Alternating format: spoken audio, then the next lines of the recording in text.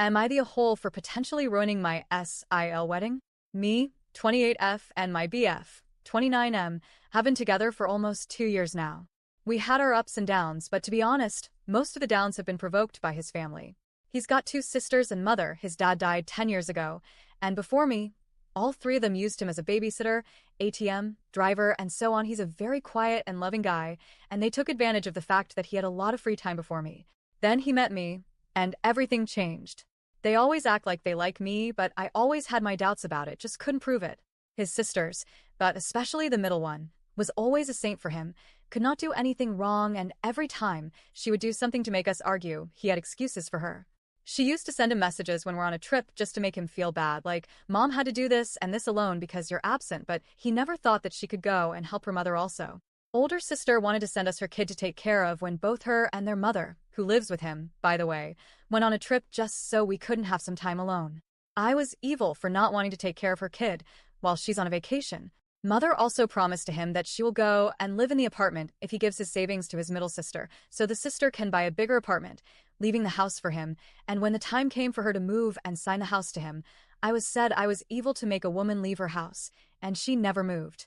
And I didn't participate in that deal. It happened before me because he was planning to propose and ask me to start living together. But every time I tried to talk to him and explain how they twist the situations and make me look bad, he would say that I am in the wrong, and they don't do anything on purpose.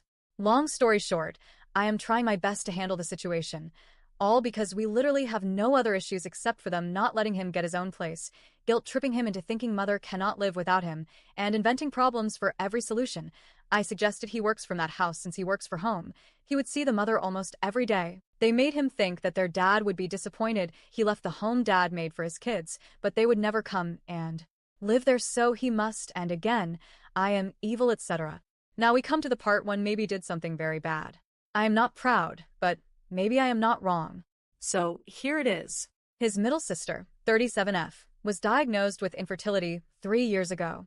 Doctors said she doesn't have any more eggs, and she tried to freeze some of the last ones in that time, but failed.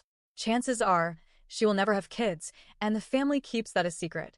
She recently got engaged, and the fiancé, let's call him Mark, 38M, really wants kids, and after the engagement he talked to me and my BF, saying he can't wait for them to have at least 2 kids. I asked my BF later, and he said the guy doesn't know that she has a problem, and since she's diagnosed before the relationship, he wasn't there to witness all of it. He also told me that she is not planning to tell him, and hopes for a miracle. Yesterday, Mark called me in the evening and asked me to see him. He sounded in complete distress, and I went to talk to him. He told me everything, all the plans sisters and mother made, many things I didn't know how they manipulated with my BF, from telling him me doing yoga is against our religion, Christianity, to inventing stories that God knows how I act when I go out with my friends, and so on. He confirmed that all what is done was on purpose, that the mother never intended to move, that the sisters plan to persist until I give up and leave my BF, and that he wants me to know so I don't make a mistake.